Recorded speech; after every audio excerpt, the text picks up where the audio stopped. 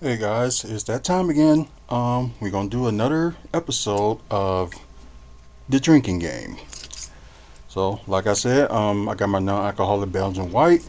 Yeah, I was on the verge of was gonna eat my protein bar because I need to get the protein in. But um, but yeah, so a lot of drama is going on between Barrett and Emmer's Logic.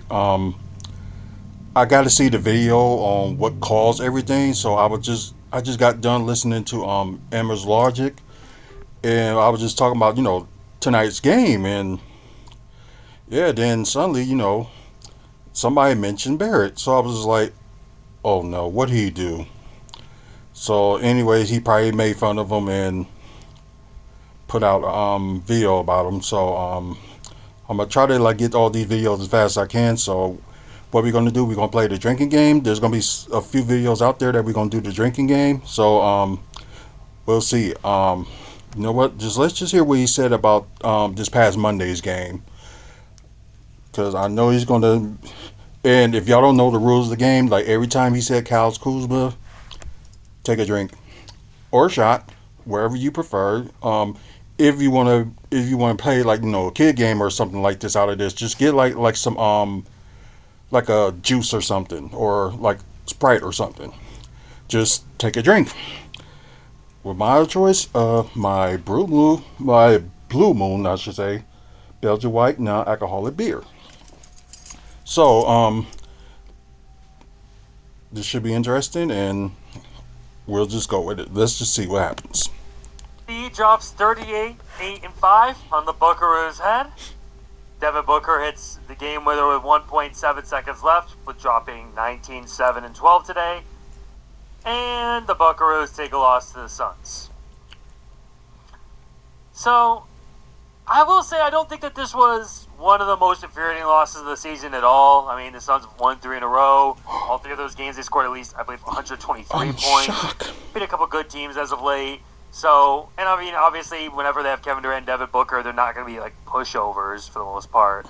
And so, this isn't like one of the more like disastrous losses of the year at all.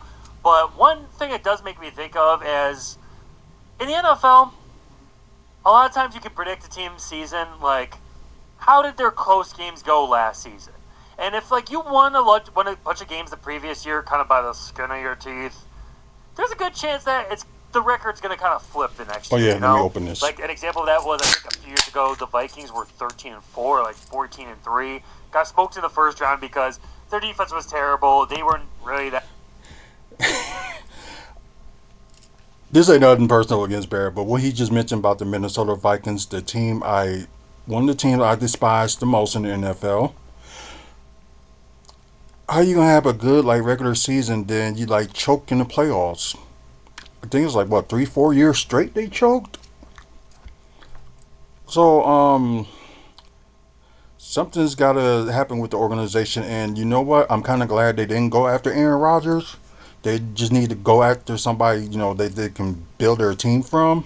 So I don't think they don't build that much. Well, few of their players they built from the draft. Like I forgot. I know his last name is Jefferson, but I forgot his name. But taking players, like um Aaron Aaron Jones and stuff like that. So it's just like they just need to start building from the draft and like build within, and they'll probably will get some wins. But I know this was a football subject, but I just have to say my 2 cents. Like, I despise the Minnesota Vikings, and don't get me wrong, I love the city, I love Minneapolis, but I do not like the Vikings. But I admit their new stadium is dope though, so I give them that. That good. They were just kind of finding ways to close out games at the end, and with some luck, obviously. And I believe the next year they kind of struggled. And so for the Bucks, why is everybody putting up? Oh man, it was getting good. Like it's 2025, guys. Just use Pi. This Chrome extension takes 5 seconds. I think last year, like when the Bucks started off 30-13, there's revisionist history of people saying like Adrian Griffin's actually a good coach, and I don't really believe that. There was so much stuff that was going on for me to say that because I don't even think he was a really good hire. But I think the defensive scheme that Adrian Griffin was putting out was not good. It was mainly he mainly won those games by talent, and it's just nobody was following like his defense situation. Um, so offensive, they made it done it by talent alone, and I know he's trying to push Brook to go like more out there, but it seems like that doesn't work. Even trying to keep him in paint and he get passed by guards, that's not gonna work. So it's something they gotta do with Brook Lopez. Either bench him or have him do some scoring off the bench, and they just really have to do something with Brook Lopez situation, because I know he's gonna be off the books after this season, but if he decide he wants to come back, he gotta take a lower deal for one, or two. Just don't sign him and be done with him, and try to get a center for your second round pick this year that you got from the Wizards. They got it from the Wizards or they got it from the Suns, their second round pick. But it was during for that Kyle Kuzma trade, because I think they ended up getting a 2025 pick, and I think they either got a 2026 or 2028 second round pick. It was one or two. But moving on. A part of that 30-13, which kind of makes that like a little bit fraudulent and made it to where it wasn't like, I don't think, a bad decision to fire him, was like a lot of those wins were kind of just like Bucks finding ways to put out in the end after an ugly game. And I do feel like that's kind of flipped for the Bucks this season, where they've kind of like found ways to lose games and been pretty rough in a lot of clutch moments. There's been some good clutch games, but for the most part, I believe the clutch offense is like the second worst in the NBA. And again today, just down in the clutch, not able to close it out. And some of that might just be bad luck a little bit this year, when Dame has horrible clutch stats, when throughout his career he's been a good clutch player. And I mean, obviously there's no Dame today. Part of that is just Doc Rivers' lack of coaching, where Suns have to do a good job. Yeah, sadly, like y'all probably saw in my last video, I'm turning a new leaf, and I'm thinking, nothing personally against Doc Rivers, but he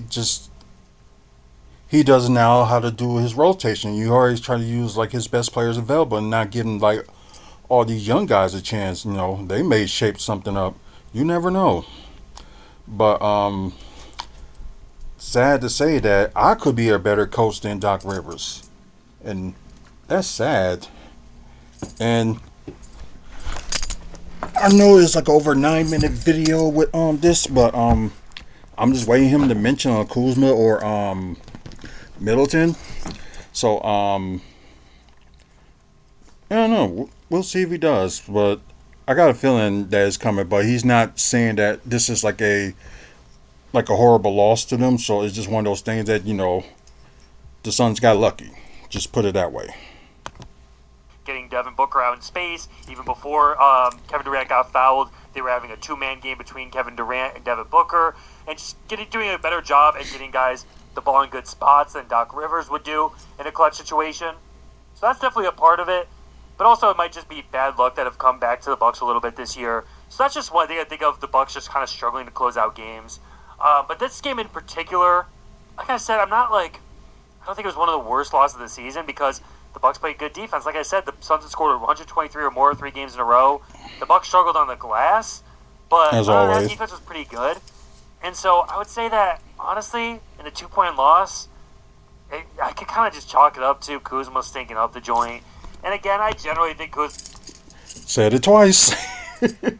I knew it was coming. One sip.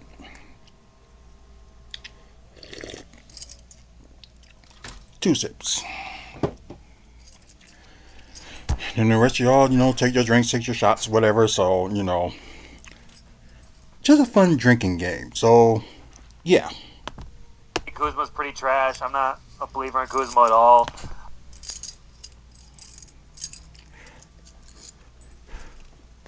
Came without fail.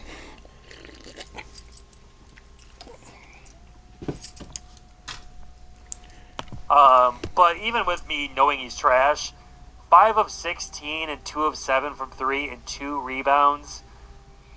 I've got to think that on average he'll be a little bit better than that. He still managed to get 15 points.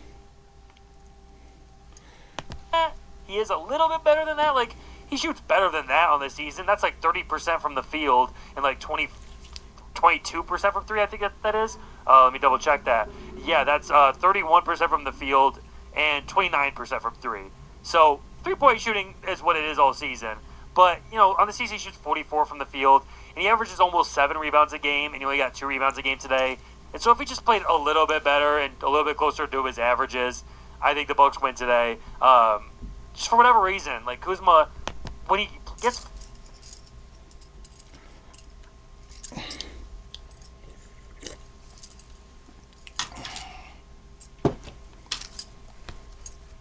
But Kuzma still got room to improve. He's only 29. When you hit the age of 30, in your early 30s, late 20s, early 30s, you hit your prime. So he got to get used to like a winning team again, like he was with the Los Angeles Lakers. But the issue is we don't have a great coach in Doc Rivers, and I said on Amara's Logic that they need to let go of some of these assistant coaches too for letting Doc get away with some of these rotations. Especially just using like an 8-man rotation. Like, come on. And you got a couple of big men that you can use to be the 5 and get like, Brook and Giannis a break. But Doc is not thinking like that. It's 14 rebounds. I'm going to give him credit. Like, I'm not even like, I'll give him credit when the shots go in against the Warriors a couple games ago when they're leaving him wide open. But, like, that's not really, like, he was 7 of 16. He had 22 points. But that was them just daring to shooting made shots. But when there's actually, like, a convincing argument that he could be a positive player for the Bucks was the last game against the Kings where he has 14 rebounds. And where the Bucks are struggling, he's just going and getting easy buckets under the rim. 14 points, 14 rebounds. And that's the type of Kuzma game to where you...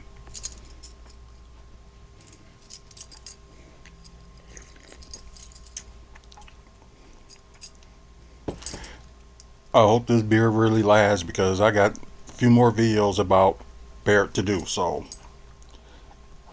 yeah. And then it's kind of my fault for a little bit slacking for the past week. But then again, my situation, I had the stomach virus. Like, I wasn't like sick, but body function just wasn't working, and the wife was sick, and take care of her. So some of the reasons I'm lacking on some of these videos, so I'm gonna try to make them all up, so get them all up there. So yeah, you could be really positive about him, but it's just, how do you go from 14 rebounds to 2? Like, last 4 games, 2 rebounds, 5 rebounds, 14 back to 2. Before that, it was 1 rebound, 2 rebounds, 5 rebounds, 14 to 2. So it's just like, he needs to be more consistent and make a concerted effort to be making an impact on the glass. Because outside of that, especially with A.J. Johnson having his best career game today, like, that trade is just never going to be justifiable unless come playoff time he really... I think it's pretty much just never going to be justifiable regardless. Of course, because you tip riding Middleton. And I think Middleton only... I think that game that he's talking about, that A.J. Johnson scored like a good game. Khris Middleton only had like 9 points. And look at Kyle Kuzma had. He had 15. So scoring wise is good. His assist probably, I think, was a little bit better than Khris. 2 turnovers that game, and I think Khris had like 3 or 4 turnovers in that Wizards game. But carry on. But even like the people that are Jimmy Haslam, Sips, and Kuzma defenders. Same thing we can say about you, buddy, with the Khris Middleton defender.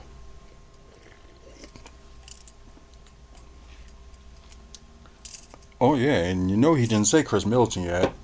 and you see that he's getting upset with the owners. With I wouldn't be partially like be on the owners just yet. It's just like if y'all check out Amara's logic, if y'all see might as well say right now, y'all seen yesterday's episode where they was talking about the Bucks and Nuggets. They mentioned that they're not totally blaming it on the owners. They gotta go after the GM, and I know it's gonna be like they're gonna be paying too many coaches if they end up firing Doc Rivers. I know they kind of stuck with him, but I don't think it's a such thing as a coach buyout. I don't know, but yeah, his like I said, his the Bucks rotation that Doc is doing, only playing like 8 guys, like it's the playoffs. It just don't work during the season all the time. You gotta rest some of your guys and play more guys. That's why you got like draft picks and people like trying to play. You see the G League, got players development, and the two centers that I saw, I think it was Baji from the Herd and also Henry Ellison. Hopefully, they get one of them maybe in free agent for like, play for us in the summer, and don't sign them to no two-way contract. Let them at least play. And then again, you don't have to resign Brook Lopez. Like, for any chance for them to even have a case, like, you're going to be having to average, like, double-digit rebounds in the playoffs or something close to that. You can't be having these 2-rebound games, 5 of 16, 2 of 7 from 3. Yes, he did have a big 4-point play with a couple of...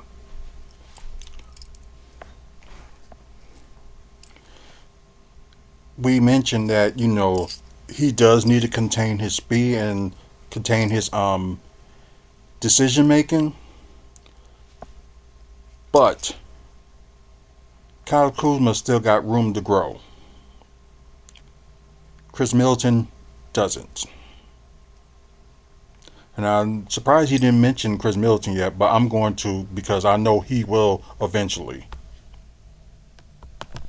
Couple minutes to go, but even that didn't like overcome all the other bad stuff he did today where, the raw numbers are bad, the rebounds are bad, and he was also, the Bucks were the worst when he was on the floor. He had the worst plus minus on the team. They lost by 9 left. No, he actually tied with the worst plus minus with Kevin Porter Jr. with -9. So, and plus Kuzma and scoring wise did better than Kevin Porter Jr. to that game. Although Kevin Porter Jr. was a little bit better defender than he is, but still can get something out of nothing. But like I said, I wouldn't totally blame this on Kyle Kuzma because, like I said, he still got room to grow. It's the coaching. And, the coaching needs to tell him like you gotta contain yourself and at least try to we like your passes, but you really just gotta take care of the ball. Which truth of the matter is, like that game they did take care of the ball. But yesterday's game against the Nuggets, they did okay. But yeah, with the turnovers they did that Monday, better than freaking anything else. But y'all get what I mean. Lost by 9 while he was out there, won by 7 in the 14 minutes he didn't play. Not much of a coincidence. Outside of Kuzma being pretty trash, it never fails.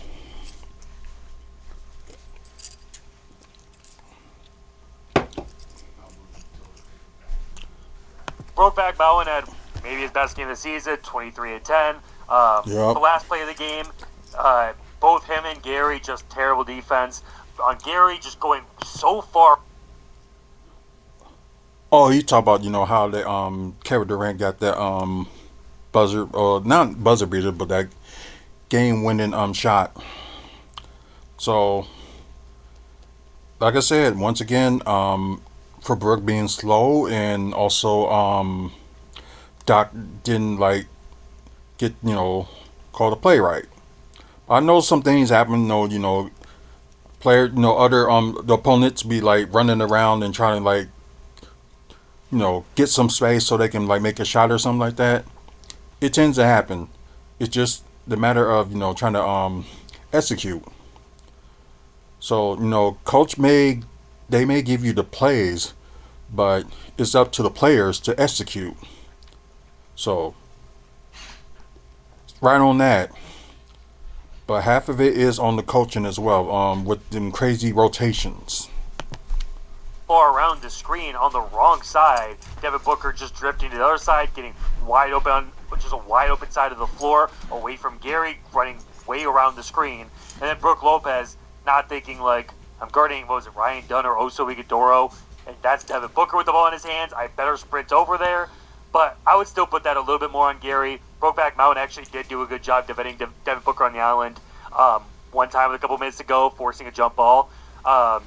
So Brook Lopez more than did his job today, exposing Nick Richards, who's trash, defensively at least. And Gary off the bench was great today other than the last couple minutes. Came up short, had a wide open corner three that he missed. And towards the end of the shot clock, just got blocked, forced up a wild shot. Overall, this is just a case of Giannis didn't bring it defensively for 3.5 quarters, and I do give him that. Giannis was not on his game defensively to that game, but once again, it's got to be on the coaching as well. Like if you're watching a game and just like standing there, because at one point I was defending Doc and seeing him like shouting out do this, do this, do this, but it's like we gotta hear you. Like get freaking loud. And he missed he missed 7 of his 13 free throws, and so that's gonna have an impact. And then on top of that, if you're not gonna have a perfect Giannis game, it's going to be pretty tough to win without Dame because, there's role players that could give you good games, but it's just their rotation is very flawed. AJ Green is providing very little as of late, and Kevin Porter Jr. did have 3 big steals today, but showing his weakness going to his right, and then settled for too many threes as he's just never really been a great 3-point shooter. Although wrong. It's not that. It's like he's just got to get the great looks. And there was beginning of his time with the Bucks, he didn't attempt any threes, period. So it's like now he's attempting threes, and now you're saying that he's horrible? Really? although he shot well from 3 for the Bucks, maybe that was something they said going today. Be more comfortable shooting the threes. You're shooting 47% from the 3. So probably a little bit more too much for it tonight, and shot 1 of 5. So overall, Giannis not a perfect game, although still good numbers for himself. Should have made more free throws and played a little bit better defense before the end. And then you have just role players that are flawed. Bad night from Kevin Porter Jr., AJ Green, Torian Prince providing nothing. And so there's just not enough for the Bucks to be able to overcome a team that I would say had a good night, and Kevin Durant just an absolute killer. Like that 3 with a couple minutes to go over Kuzma, where Kuzma actually defended it very well. He just knew he was going to turn and take it. 7 of 9 from 3. There's not that much you can do about that. Some of the threes left wide open. Some of that, Giannis falling asleep. Like even in the fourth quarter, he was guarding Kevin Durant, just like fell asleep, left him wide open for catch shoot 3, inexcusable. And part of the reason why Budenholzer never put you on guys like that, because you're allowed to be roam around a little bit more defensive. Okay, you mentioned Coach Bud, and you see the reason why he's gone, because he failed to adjust in the playoffs. Maybe Coach Bud probably wouldn't put him, in that position, but with like higher management, didn't like try at least draft a center in this past draft. Like, what more can you do? And plus, you got Doc Rivers not using like the other big bodies like Chris Livingston or Pete Nance, or Pete Nance is like 6'10". Why you didn't use him? Or use Tyler Smith, 6'10", 6'11". Use him at the 5. It's it's the situation that's been the issue with the Bucks since God knows when. They tried to do the Golden State Warrior thing, like just going small ball, and it doesn't work. It made it work, on that championship season, but it doesn't work, and it didn't work in the first place. So, what more can you say? But if you want to guard guys like Kevin Durant, you can't stick and do that, Giannis. So, Giannis definitely deserving of criticism after tonight. Doc Rivers deserving of criticism with the difference between out-of-bounds plays and just end-of-game plays between Budenholzer and him. But overall, yeah, just not a terrible loss, but still frustrating every time the Bucks lose because the team could just be so much better. And just looking over at the last play of the game again, Giannis just randomly sprinting towards the ball, trucking over AJ Green as the ball gets thrown into Brook Lopez to shoot a smothered long two fadeaway to try to send it overtime. Just disastrous play calling from Doc Rivers. And so, yeah, coaching at the end of the day is still the biggest issue with this team by far. But today, individually, you could say Doc Rivers or Kyle Kuzma. But let me know what y'all think. He's going to always blame Kyle Kuzma. I just hope when they work with Kyle Kuzma in the offseason, he proves him wrong. That's what I want to see. We may not see that much this year. We may see Kyle Kuzma go like on and off or something like that, but just like I said, Kyle Kuzma got room to grow. So he ain't like fully over his career or anything like that just yet. But you'll see. But anyways, that's pretty much it. And I'm surprised he did not mention Khris Middleton. You're going to see more of these videos. So I know all y'all that probably took y'all shots or stuff like that, y'all probably not even drunk.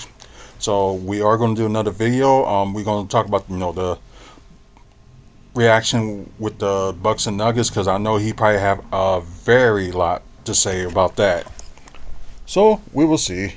And plus, other YouTube drama with him and Mars Logic. So I'm going to look at, his videos and just see what video that they're talking about that he was talking about him in. So we'll see. But anyways, comment below what you think about, that game on Monday with the Bucks and Suns, and what do you think about, Barrett's opinion?